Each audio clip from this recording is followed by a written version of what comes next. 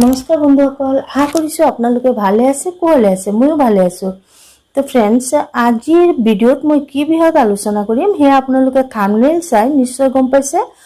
হয়, yearly marriage অৰ্থাৎ সোনকালে বিয়া হোৱাৰ বাবে কিছুমান টিপছৰ লগতে চুইচ ৱৰ্ডো আজি আপোনালোকৰ ওচৰলৈ লৈ আহিছোঁ।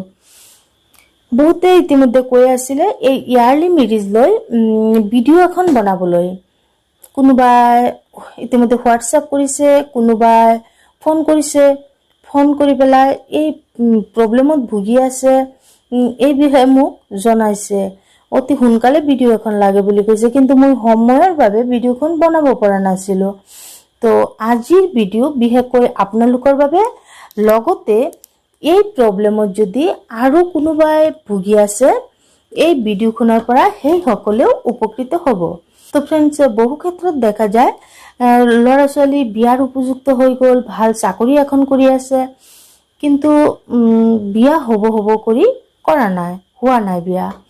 বয়স বহুত হৈ গ'ল, উপযুক্ত হয়তো লাইফ পাৰ্টনাৰ পোৱা নাই। কম বেছি আমি সকলোৱে জানো জীৱন মৃত্যু অৰ্থাৎ জীৱন মৰণ আৰু বিয়া, এই তিনিটা বস্তু ওপৰৰ পৰা ঠিক হৈ অহা। তো এইবোৰ আমাৰ হাতত যদিও নাথাকে, আমি কিন্তু চেষ্টা কৰিবই পাৰোঁ, আমি ৰেমেডিজবোৰ কৰিবই পাৰোঁ।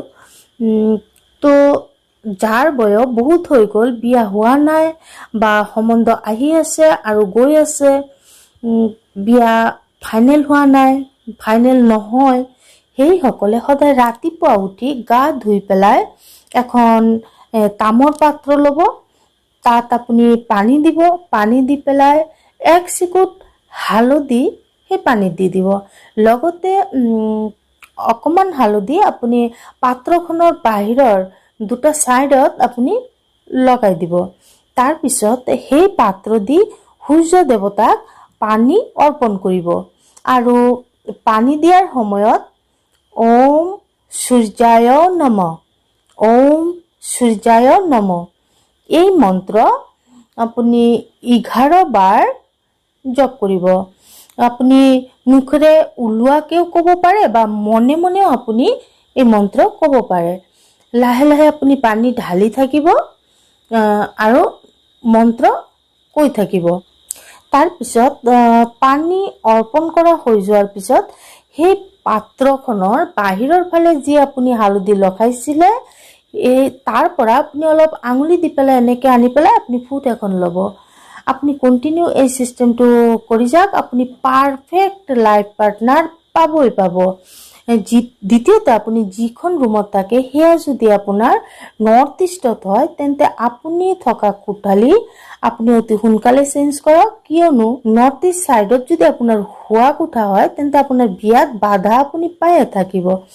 লগতে আপুনি এটা কাম কৰিব, যদি আপোনাৰ কোনোবা বন্ধুৰ বিয়া হৈ আছে, তেনেহ'লে সেই বিয়াখনত হালধি, আপোনাৰ মেহেন্দি, তেনেকুৱা কিবা এটা নিয়ম আছে। তো সেইদিনা আপুনি তাত যাব, সেই নিয়মৰ দিনাখন আপুনি যাব, তাৰ পৰা অলপ হালধি লৈ পেলাই আপুনি আপোনাৰ গাত লগাব। লগতে এটা চুইচ ৱৰ্ড দি আছোঁ, দিনখনত আপুনি 3 টাইম আপুনি চেণ্ট কৰিব, জপ কৰিব 45 বাৰকৈ, আৰু যিকোনো সময়তে আপুনি 45 বাৰ আপুনি লিখিব লাগিব। তো চুইচ ৱৰ্ড নোট কৰি ল'ব। চুইচ ৱৰ্ড হৈছে ব্ৰিং লাভ আকাশা ডিভাইন নাও, ব্ৰিং লাভ আকাশা ডিভাইন নাও। এইখিনি আপুনি কৰি যাওক। বিয়াত আপুনি হয়তো মোক নামাতিব পাৰে, কিন্তু আপোনাৰ বিয়া 100% চিয়ৰ, অতি সোনকালে আপোনাৰ বিয়া হৈ যাব। আৰু লগতে ভিডিঅ'খন আপুনি বন্ধু বান্ধৱ, আত্মীয় স্বজনৰ লগত শ্বেয়াৰ কৰিবলৈ নাপাহৰিব, যাতে এই ভিডিঅ'খনৰ পৰা এই প্ৰব্লেমত ভোগাসকলে উপকৃত হওক। লগতে আপোনালোকে যদি নিউমেৰলজি কৰিব বিচাৰে, নিউমেৰলজি কৰিলেও আপুনি আপোনাৰ লাইফৰ বিষয়ে বহুত কিবা কিবি আপুনি জানিব পাৰে, ক'ত কিবা বাধা হৈ আছে, কি হৈ আছে, সেইখিনি আপুনি জানিব পাৰে। আৰু লগতে এইবিলাক এনেকুৱা ধৰণৰ প্ৰব্লেমৰ পৰা আপুনি অতি সোনকালে ওলাই আহিব পাৰে।